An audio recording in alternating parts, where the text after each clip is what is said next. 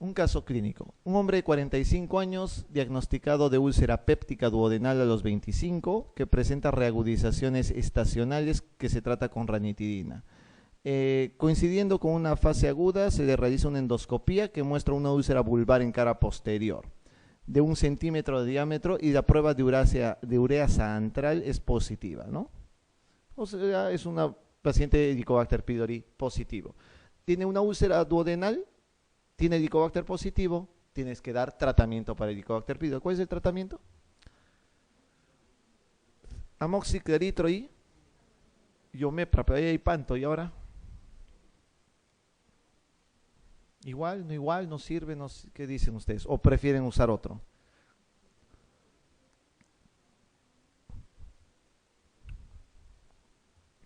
Primer punto, acá hay varias cosas que están... Hay alguno, mira, acá ni dudas deberían tener. La terapia de primera línea para Helicobacter pylori está basada en amoxi, claritro y cualquier IVP, sin ninguna duda. Si quieren omeprazol, si quieren pantoprazol, si quieren lansoprazol, si quieren tenatoprazol, si quieren esomeprazol, si quieren rabeprazol, lo que ustedes quieran. Pero el IVP no tiene mayor diferencia en la erradicación final del Helicobacter. Todos son igualmente efectivos. Acá quien va a matar al Helicobacter no es ni el IVP, es la amoxiclaritro. ¿De acuerdo? Por eso es que la terapia de primera línea es amoxiclaritro y cualquier IVP. Otra cosa que tienen que tener ustedes en claro, el tiempo de tratamiento. ¿Ya? No marquen lo que dice 7 días. No marquen nunca lo que tiene 7 días. No es efectivo el tratamiento por 7 días, pues es altamente resistente. O marcan 10 o marcan 14. Entre ambos, ¿cuál es más efectivo? El de 14, pero ambos están aceptados. 10 días o 14 días. En un examen no les van a poner la confusión por el número de días entre 10 y 14. Eso ténganlo por seguro. A no ser que por ahí les pregunten, sea más efectivo, ¿no? Y le pongan amoxiclaritro y omepra 14 días y amoxiclaritro y omepra por 10 días. Si les ponen para comparar entre ambos, dar más tiempo de tratamiento es más efectivo, ¿ya? Pero ambos son igual de efectivos, de 10 o de 14 días acá. Acá tienen terapias de 20 días, de 10 días, de 7 días, que están recontra fuera del esquema.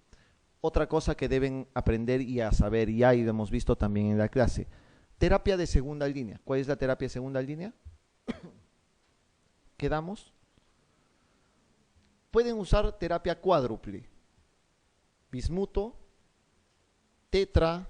tetraciclina, metronidazol y un IVP, ¿no es cierto? Esa es la terapia cuádruple. Pueden utilizarlo también por 14 días. ¿Hay otra terapia que puede utilizarse como segunda línea? Sí, en pacientes que son, por ejemplo, alérgicos a la penicilina. Si un paciente dice, soy alérgico a la penicilina, obviamente le evitarás la amoxicilina.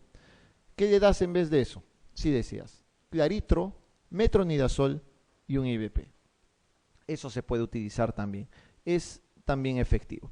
La terapia de segunda línea es muy variable, pero lo que tienen que tener en claro para los exámenes, terapia de primera línea. Y la de segunda línea puede ser el esquema cuádruple que les he mencionado o simplemente reemplazar amoxi en este caso por metronidazol. Ahora, para seguir haciendo un poco más complejo todo este asunto, ¿cuál es de los 3 fármacos entre amoxi, claritro y omepra es el que tiene mayor resistencia a Helicobacter pylori? O sea, el Helicobacter hace resistencia a uno de los 3. ¿A cuál? Amoxi, claritro o omepra. ¿A cuál? Todos dirán, pues amoxi, pues todos usamos amoxi. Pues no es cierto. Es a claritromicina. La mayor resistencia de Helicobacter pylori es a claritromicina. Por consiguiente, si ustedes quieren utilizar un esquema de tratamiento en el cual el paciente tenga resistencia a claritromicina, le dan amoxi, metro y omeprazol, o es omeprazol o es que ustedes quieran. Son terapias variables dependiendo del contexto, ¿ya? Son dependiendo del contexto. Tengan en claro que las preguntas tipo para exámenes de residentado usualmente suelen ser concretas, bajo un término concreto. Si tienen este tipo de terapia de primera línea es amoxi, claritro y un IVP, ciérrense con eso. 10 a 14 días y se cierran con eso, no hay más, ¿ya? Ciérrense con eso. Muy bien. Pregunta 29. Sobre la infección por Helicobacter pylori, señal de cuál de las siguientes afirmaciones es falsa.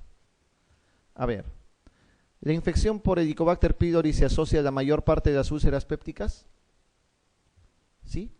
Cierto. Según los libros de literatura, incluso antigua, ahora es un poco menos, pero hasta el 90% de los pacientes con úlcera duodenal se relacionan a Helicobacter pylori y entre el 60 y 70% de las úlceras gástricas se relacionan a Helicobacter pylori. Por consiguiente, esa es verdadera. ¿La prevalencia de la infección se relaciona con factores socioeconómicos? Cierto, ¿no? Mientras más bajo sea el nivel socioeconómico, más infección por Helicobacter.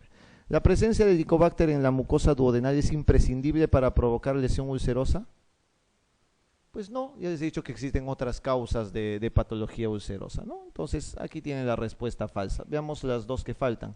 En los enfermos ulcerosos duodenales, curar la infección supone reducir drásticamente la posibilidad de recurrencia de la úlcera. Básicamente por eso se da el tratamiento, no porque la erradicación de Helicobacter cure la úlcera, sino porque hay mayor riesgo de recidiva muchas veces del sangrado o a veces aparece una nueva úlcera, ¿no? Entonces sí se debe dar tratamiento en esos casos. Más del 80% de las gastritis antrales crónicas están originadas por infección por HP. Esa es una respuesta correcta, ¿no? Y ya saben que la alternativa entonces es la C. Pregunta 30. De los siguientes señale qué factor etiológico es más frecuente en la gastritis tipo B o gastritis autoinmune. ¿Cuál es?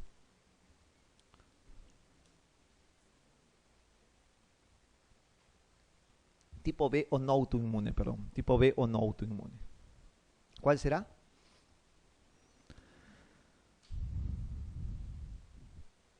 ¿Alguien se anima, doctor? Doctor, claro, no tengan dudas de eso, no tienen ni siquiera que pensar, es una pregunta recontra regalada.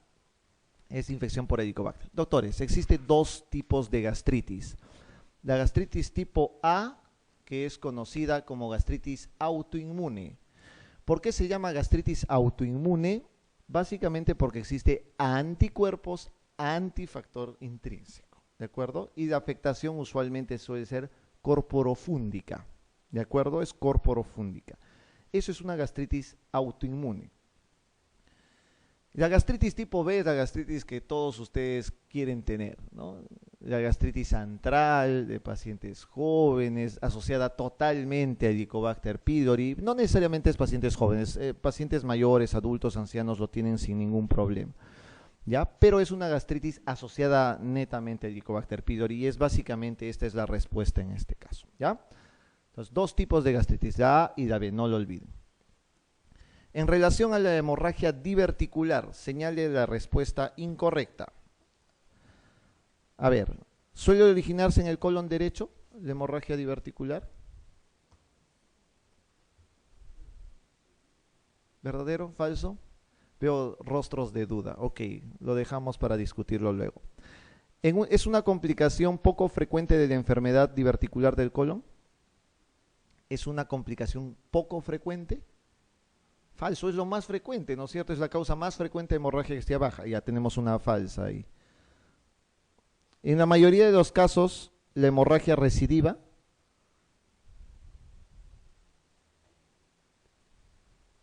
¿Sí? En la mayoría de los casos de hemorragia recidiva. No es cierto. Vamos a ver ahorita les voy a explicar por qué. Hay algo acá que tenemos que tener en consideración en la alternativa B antes de mencionarles. Suele presentarse como hematoquesia indolora, es lo que mencionaba el doctor, ¿no? Las hemorragias generalmente suelen ser masivas y sí, de hematoquesia suele cursar sin ningún tipo de dolor. Eso sí es verdadero. Suele dejar de sangrar espontáneamente. Esta alternativa E se correlaciona mucho con esta alternativa C. Suele dejar de sangrar espontáneamente, es cierto. O sea, el paciente con diverticulosis sangra masivamente. Después de un día, 2 días, paró el sangrado y se acabó. El paciente entra, encuentras divertículos múltiples y ya no encuentras más sangrados en una colonoscopia. O sea, este es verdadero. También suele dejar de sangrar espontáneamente. Ok. En líneas generales, esto de suele originarse en el colon derecho, tienen que tenerlo bien en claro por un motivo. Primero, ubicación más frecuente de los divertículos, ¿dónde es? En el lado izquierdo, cierto. ¿Cuáles son los que sangran más? los del lado derecho. ¿Ya? Ese es el primer detalle a tener en consideración. Si bien es cierto que es mucho más frecuente en el lado izquierdo, el que sangra más es el lado derecho. ¿De acuerdo? Por consiguiente, la A también es verdadera. Ok, acá puedes prestarse alguna interpretación de algún tipo extraño. ¿Es una complicación poco frecuente de la enfermedad diverticular del colon? Sí, pues en líneas generales, si tú dices cuál es la causa más frecuente de hemorragia digestiva baja, dirías que sí es la enfermedad diverticular del colon, ¿no es cierto?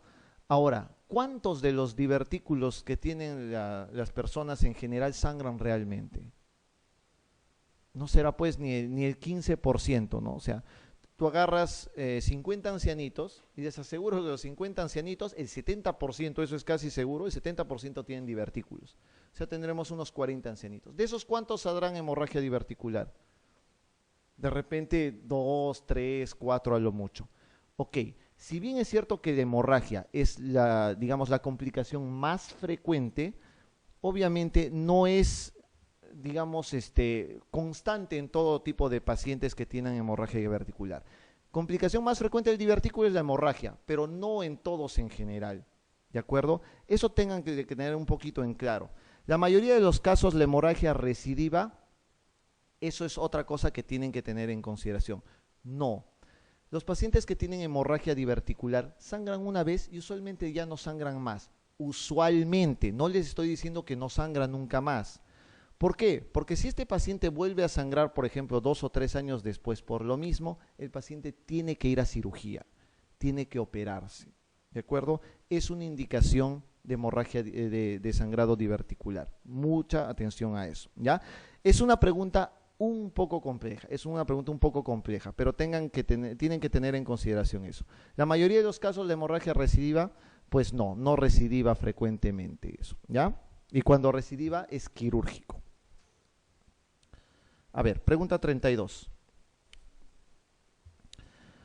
Un paciente de 46 años sin antecedentes clínicos de interés acude al servicio de urgencias por realizar en las 8 horas previas 2 deposiciones de aspecto melénico. Ok, paciente con melena.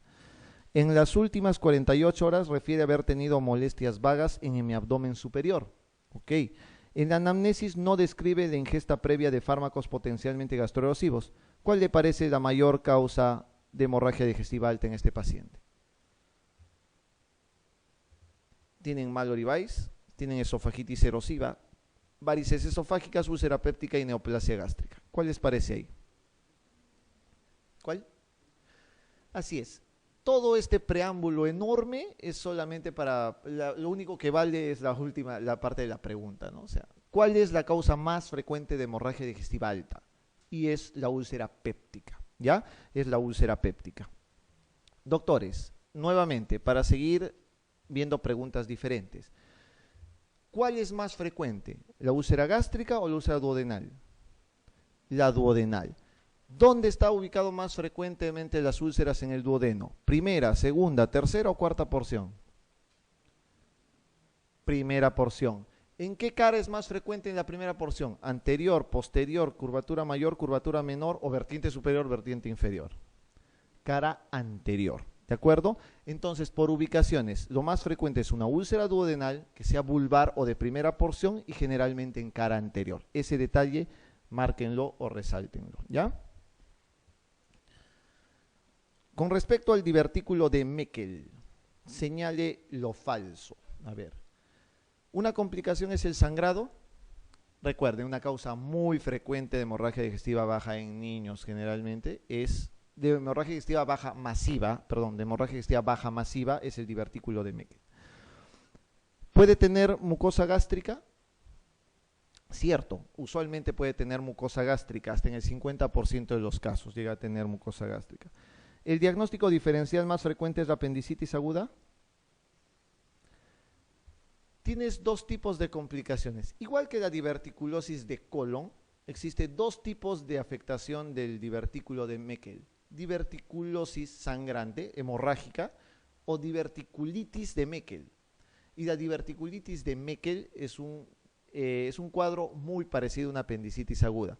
Doctores, mucha atención. En pediatría hay una pregunta de un examen de hace 2 o 3 años nada más de San Marcos, en el cual la respuesta es un paciente, un niño que tiene, no sé, 4 años, que presenta dolor en hipocondrio derecho, epigástrico, y el diagnóstico les ponen apendicitis aguda y diverticulitis de Meckel. Hay un detalle por ahí que no recuerdo, pero la respuesta era diverticulitis de Meckel, o sea, precisamente para tratar de ver que la comparación era similar. No recuerdo el detalle exacto de la pregunta, pero tengan en consideración que es un diagnóstico diferencial importante. Entonces también es verdadero. ¿Es un divertículo verdadero? Sí, es un divertículo verdadero, el divertículo de Meckel. ¿Se encuentra en el borde mesentérico del ilion distal? No. ¿En qué borde? Se encuentra en el borde antimesentérico del ilion distal. Otra pregunta, doctora, ¿a cuántos centímetros de la válvula ileocecal está el divertículo de Meckel? ¿7? Doctor, ¿8? Doctor, está entre los 30 y los 100 centímetros, ¿ya? O sea, está bastante más adentro, por eso es que no se puede ver por una colonoscopía eso. Ok. Pregunta 34.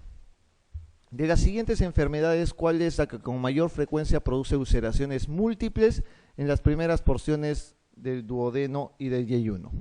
El intestino delgado. ¿Cuál de todas? Aines, Crohn, TB, sustancias cáusticas, Yersinia. La que produce con mayor frecuencia. De lejos, ¿no? Crohn. Sí, pero no es frecuente, pues en nuestro medio Crohn es recontra raro, ¿no? Antiinflamatorios no esteroideos. TB, sí es cierto, TB podría ser una causa de múltiples úlceras, pero nunca más que un AINE, pues jamás. Ingesta de sustancias cáusticas, pues no, es más que todo esofágica y gástrica. ¿La infección por Yersinia es dónde? ¿Dónde es la afectación fundamental por Yersinia? Colon, ¿no? En la parte secal generalmente, ¿no? Es muy frecuente que sea arriba. Pregunta 35. ¿Cuál es la primera o el primer factor responsable de la no cicatrización de una úlcera péptica? Estrés, H. pylori, no consumo de alcohol, no abandono el hábito tabáquico, determinados hábitos dietéticos. ¿Qué les parece? ¿Mm? Esto también depende. Esta es una pregunta que sí la tengo que marcar tal como dice en la alternativa. No estoy de acuerdo. Sinceramente no estoy de acuerdo. Porque la infección persistente por Helicobacter puede ser que perpetúe la no cicatrización muchas veces. Puede ser. Pero acá te marcaron como respuesta verdadera el no abandono del hábito tabáquico, ¿no? Pero eso también depende mucho, depende mucho del lugar donde se realice digamos, el tratamiento. No es lo mismo una infección por Helicobacter acá en el Perú que en Australia, ¿no? Acá en el Perú 80% tenemos Helicobacter pylori, 20% lo tendrán en Australia, ¿no? Donde es diferente la epidemiología. Acá la respuesta es no abandono el hábito tabáquico, que también, sinceramente, es un factor que perpetúa la no cicatrización de la úlcera péptica, ¿ya? Pregunta 36. ¿Cuál de los siguientes antiulcerosos produce quelación de otros medicamentos impidiendo su absorción significativa? Tienen cimetidina, ranitidina, misoprostol, tetraciclina y sucralfato. ¿Cuál? Es el sucralfato, ¿no es cierto? Recuerden que la cimetidina y la ranitidina son básicamente, ¿qué? Anti-H2, no antihistamínicos en este caso. ¿Qué es el sucralfato, doctora? Doctorita.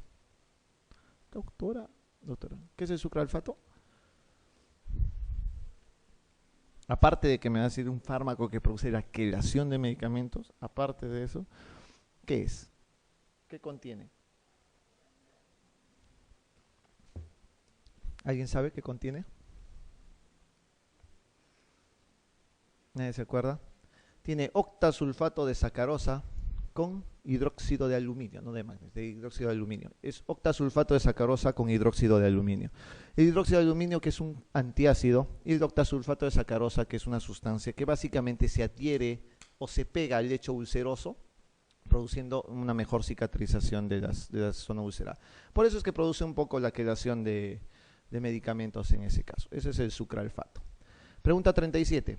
¿Cuál de los siguientes fármacos utilizables en el tratamiento de la úlcera péptica debe administrarse con precaución por su potencial abortivo en las mujeres fértiles? Sí, doctor. Abismal. La diferencia es totalmente abismal. Para empezar, el sucralfato, como te he dicho, tiene dos compuestos, que son el octasulfato de sacarosa y el hidróxido de aluminio. El bismutol contiene solamente subsalicilato de bismuto. Funcionalmente,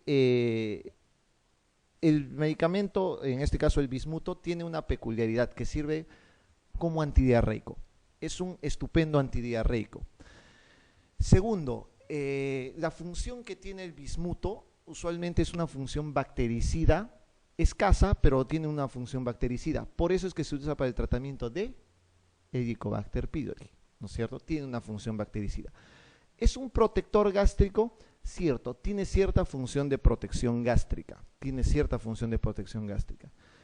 pero no más que cualquiera de los otros medicamentos. Así que las propagandas de bismuto o de bismutol, la propaganda va a salir grabada, usualmente son propagandas sumamente exageradas al realmente beneficio que tiene. Si ustedes quieren saber para qué se utiliza realmente el bismuto, es un antidiarreico fabuloso, muy, muy bueno, muy, muy bueno.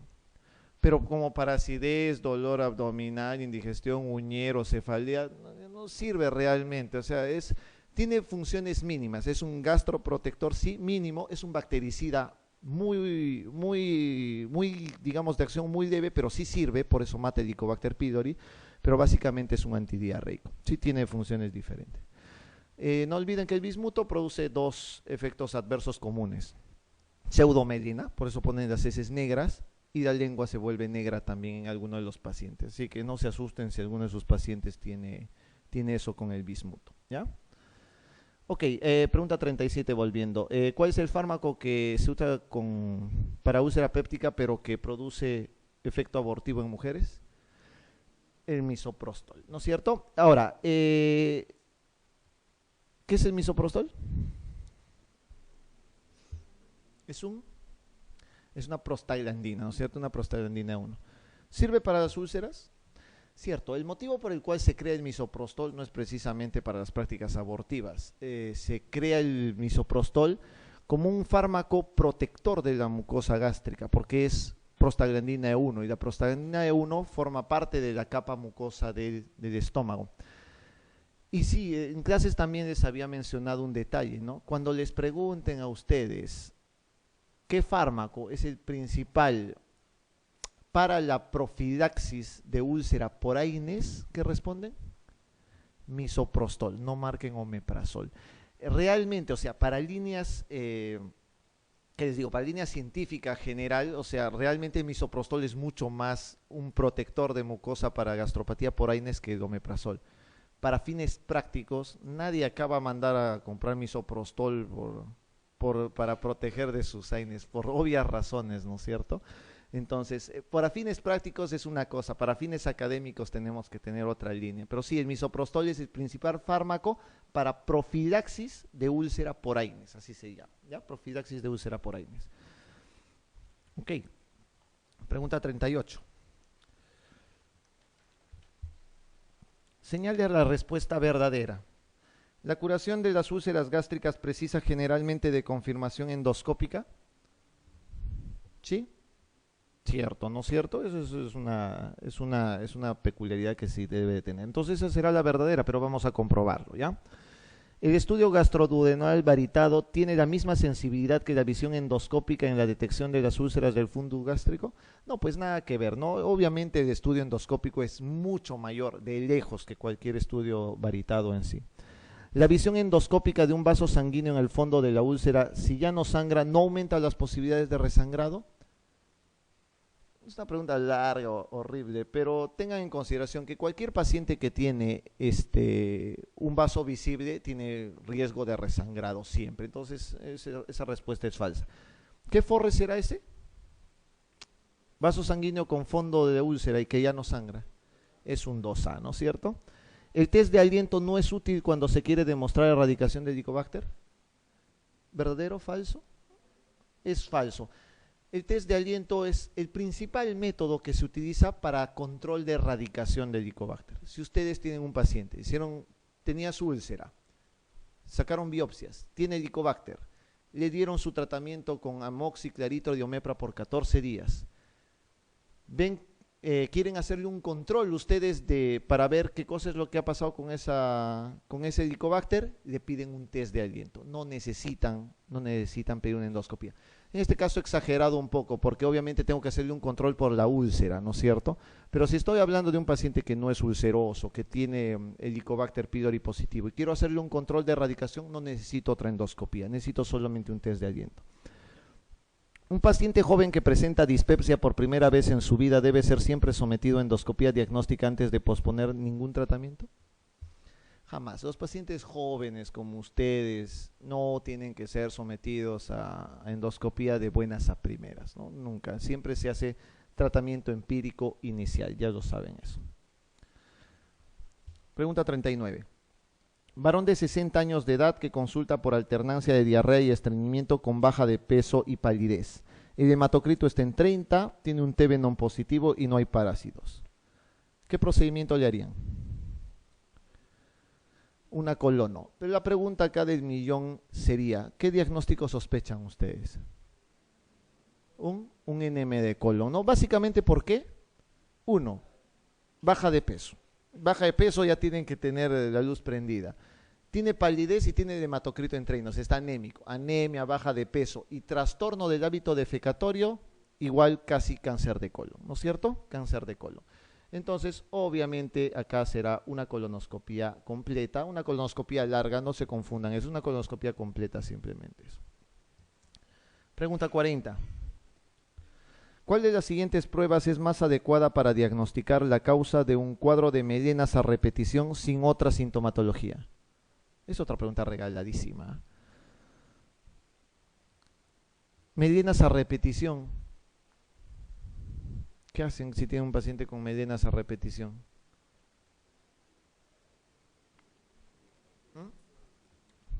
¿Qué es panendoscopía?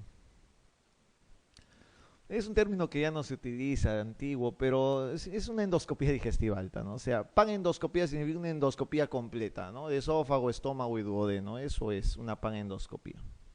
Ok, eso es lo más importante, se hace una endoscopía. Para cualquier paciente que tiene hemorragia digestiva alta o sospechen, tienen que hacer una endoscopía. Pregunta 41. Un ejecutivo de una gran empresa de 40 años sin antecedentes de interés acude a urgencias por presentar dolor brusco y de gran intensidad, localizado en epigastrio, que ha comenzado 1 hora antes y no cede. A la exploración el paciente está pálido, sudoroso, hipotenso, con respiración superficial. El abdomen está contracturado y es muy doloroso a la palpación superficial y ha desaparecido la matidez hepática. ¿Cuál es el diagnóstico? ¿Cuál? Perforación, dice el doctor. ¿Alguien más? ¿Doctora? ¿Sí, perfo? ¿Por qué no puede ser una apendicitis?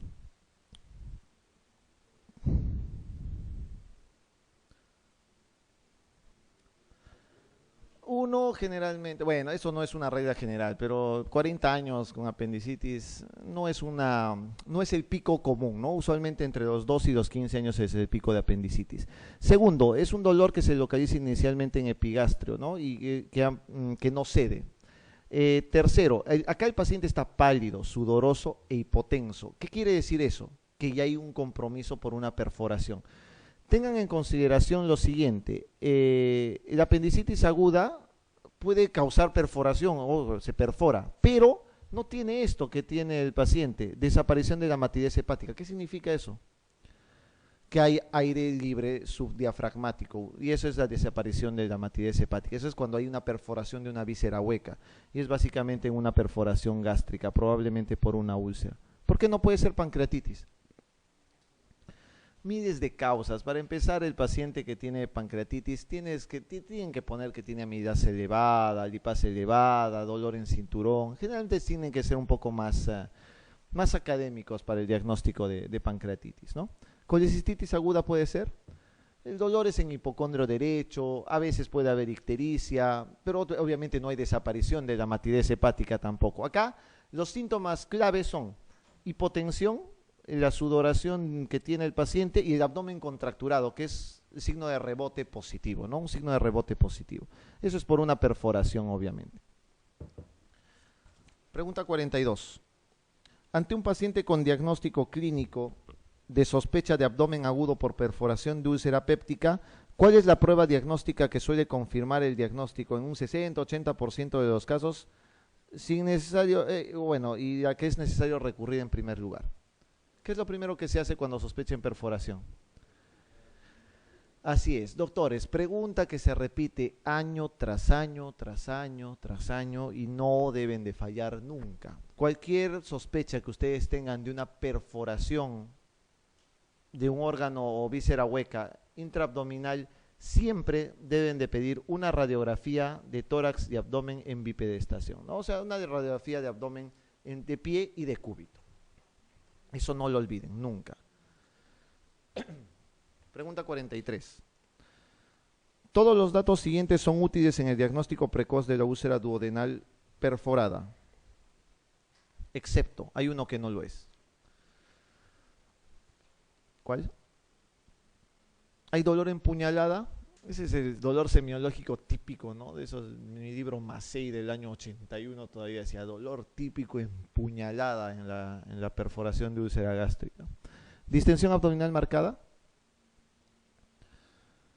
A no ser que se haya partido en 12 el estómago, van a encontrar, es difícil de que encuentren una distensión abdominal marcada. Pueden encontrar ausencia de matidez, ¿no? Y siendo semiólogos expertos pueden encontrar ausencia de matidez, pero una distensión abdominal marcada no le encuentran. O sea, no tiene que partirse, como digo, el estómago así. ¿Hay neumoperitoneo?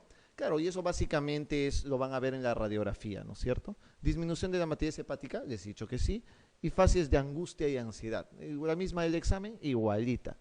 Entonces, las fases de angustia son típicos en perforaciones, ¿no? Esa es la fase que suele verse en los pacientes. Acá no hay una distensión abdominal marcada. Pregunta 44, a ver. Un paciente de 45 años es enviado a urgencias refiriendo que ha tenido vómitos hemáticos abundantes en su domicilio. Durante la toma de la historia se presenta otro vómito abundante de sangre roja. Su pulso es 120 latidos por minuto y la presión arterial es 90-60. ¿Diagnóstico? ¿Qué es? Dos vómitos, historia de sangre roja, digamos, con 120 latidos por minuto y presión 90-60. ¿Diagnóstico? Primero clínico. Hemorragia digestiva alta, ¿no es cierto? La sospecha puede ser Mallory, úlcera, lo que ustedes quieran, de acuerdo, puede ser un Mallory Weiss. ¿Qué es lo primero que hacen en un paciente que tiene eso? Endoscopía, me van a decir. Nunca. Esta pregunta es recontra conocida porque es lo mismo que les preguntan siempre. Cualquier paciente en cualquier especialidad que tenga tipo de pérdidas sanguíneas, hipovolemia, en este caso miren, hay taquicardia compensadora a la hipovolemia, hay hipotensión en el paciente, siempre tienen que hacer ¿qué? Reponer la volemia, siempre repongan la volemia. Cuidado que estén poniendo que den primero omeprazol y nada de eso. Tengan cuidado, siempre el ABC es antes que cualquier otra cosa, ¿ya? Pregunta 45. ¿Cuál de las siguientes sustancias presenta un máximo poder neutralizante sobre la secreción ácida del estómago? Esta es una pregunta del Mundial del 86 todavía. A ver, ¿cuál es? Bismuto, sucralfato, magnesio, aluminio. Es una pregunta difícil para que la sepan. El máximo poder de secreción ácida gástrica actualmente son los hidróxidos, ¿no? O sea, es lo que más se utiliza. Pero acá existe un fármaco que ya no se utiliza. No lo van a ver frecuentemente, que es el carbonato de calcio. El carbonato de calcio era el que tenía mayor poder realmente de neutralizante sobre la secreción ácida. Pero ¿cuál es el motivo por el cual ya no se utiliza? ¿Alguien sabe? Un punto en el examen al que se va a mentir. Eso les pregunto a mis alumnos siempre de la universidad. Pero básicamente el carbonato de calcio ya no se utiliza porque produce un síndrome que se llama síndrome de la leche alcalino. Cuando lo consumían con leche, este paciente hacía un síndrome de leche alcalino en el cual había depósitos de calcio, litiasis renal, y alteración de la paratormona. Era un cuadro caótico, básicamente. El otro motivo por el cual no se utiliza el carbonato de calcio actualmente es porque cuando lo consumen usualmente producía mucha distensión abdominal. Neutraliza muy bien el ácido, es estupendo para eso, pero producía mucha distensión abdominal, igual que el bicarbonato de sodio, ¿no es cierto? Son muy parecidos para eso. Actualmente utilizamos aluminio y magnesio, pero si entre los cinco les preguntan cuál es el más efectivo, es el carbonato de calcio, ¿ya? Pregunta 46. La exploración complementaria más adecuada para el diagnóstico de la perforación ulcerosa duodenal es regalada. A ver, ¿cuál es? Muy bien, doctores. Radiografía simple de abdomen en posiciones adecuadas. De acuerdo. Pregunta 47. Paciente de 66 años, diabético no insulino dependiente, al que se le ha realizado una endoscopía. Se ha detectado una lesión extensa en cuerpo gástrico. La biopsia viene informada como adenocarcinoma intestinal. ¿Cuál es la afirmación más correcta? ¿No? La afirmación más correcta. Uno de los valores de CA, CA19,9 y 72.4 en el rango de la normalidad nos excluye la presencia de enfermedad diseminada. ¿Cierto? ¿Falso? Doctores, acá ya tienen un diagnóstico cantado de cáncer. No olviden que los marcadores tumorales no son factores ni de diseminación, en este caso para estómago, y no sirven como factor diagnóstico inicialmente. Hay un solo marcador tumoral que sirve como factor diagnóstico, que sirve como para hacer un diagnóstico de presunción y de screening, que es el PSA para cáncer de próstata. Solo ese. Los demás solo son ayuda diagnóstica y nada más, ¿ya?